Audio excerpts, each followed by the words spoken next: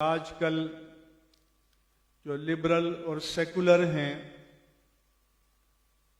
وہ نوجوانوں کو دین سے برگشتہ کرنے کے لیے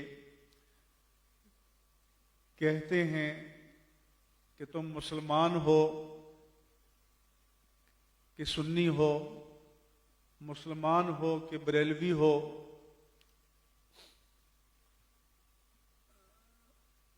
تو میرا ان سے سوال ہے، کبھی کسی نے پوچھا ہے کہ تم پاکستانی ہو کہ پنجابی ہو؟ کبھی کسی نے سوال کیا ہے کہ تم پاکستانی ہو کہ سندھی ہو، پاکستانی ہو کہ بلوچ ہو یا پشتون ہو؟ تو یہ صوبے پاکستان کے مقابل نہیں ہیں، یہ پاکستان کے تابع ہیں۔ اسی طرح یہ سوال جاہلانہ ہے، مسلک دین کے مقابل نہیں ہوتا، مسلک دین کے تابع ہوتا ہے، مسلک دین کی ضد نہیں ہوتا، مسلک دین کی صحیح تعبیر ہوتا ہے۔ اس لیے کہ جب کئی من پسند تعبیریں کی جانی لگیں تو پھر وقت کا تقاضا ہوتا ہے کہ امت کو صحیح تعبیر سے آشنا کیا جائے۔ چنانچہ جب رسول اللہ صلی اللہ علیہ وآلہ وسلم نے فرمایا کہ پچھلی امتیں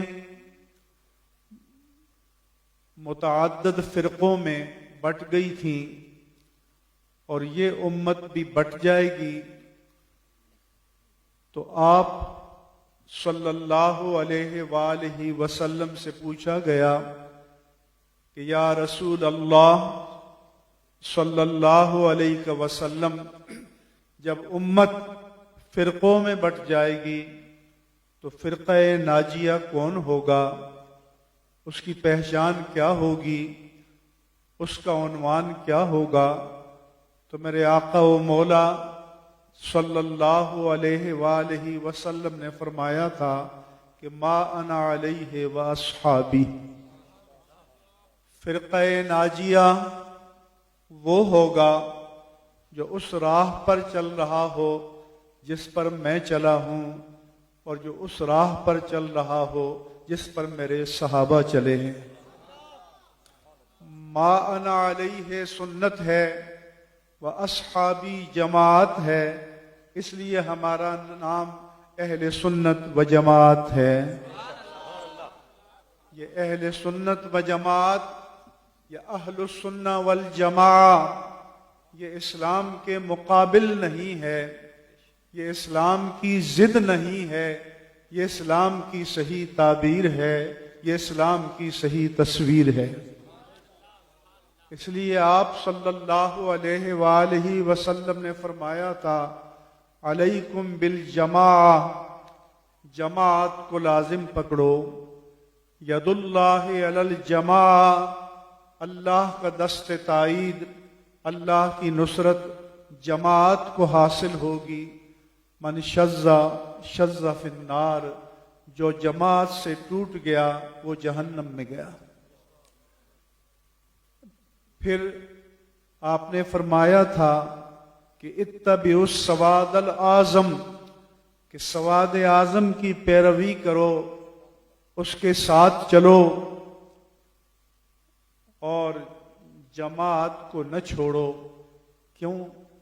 فإن الذئب یاکل الشاة القاسیہ والناحیہ، کہ جو بڑا ریوڑ ہوتا ہے بھیڑیا اسے شکار کرتا ہے جو ریوڑ سے دور چلی جائے بکری یا ریوڑ سے ہٹ جائے۔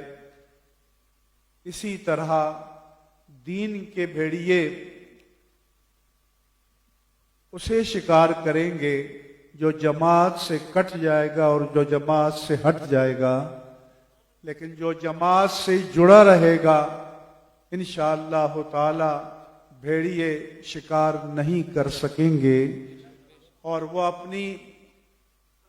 اپنے مقاصد میں انشاءاللہ تعالی ناکام رہیں گے اور نامراد رہیں گے۔